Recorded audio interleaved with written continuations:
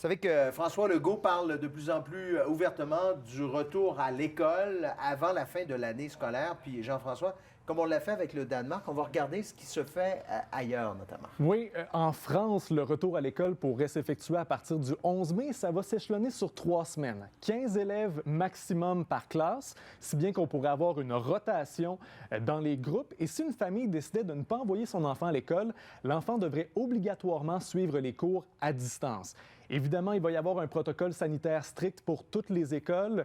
Les modalités sont en train d'être négociées avec les syndicats. Et quand on écoutait la conférence de presse, il a dit graduellement, à peu près 15 fois en 1 minute. C'était un peu à l'inspiration de la France, ça. Absolument, c'est ce qui va se passer de ce côté-là.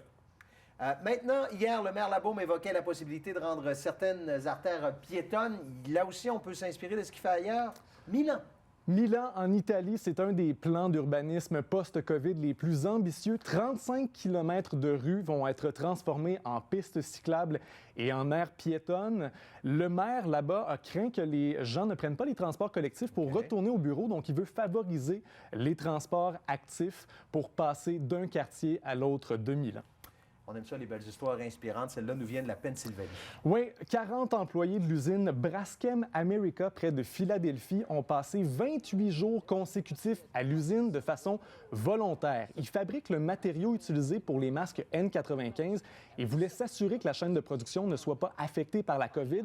Ils ont donc mangé et dormi sur place et dimanche dernier, ils sont retournés dans leur famille pour une semaine de vacances bien méritée.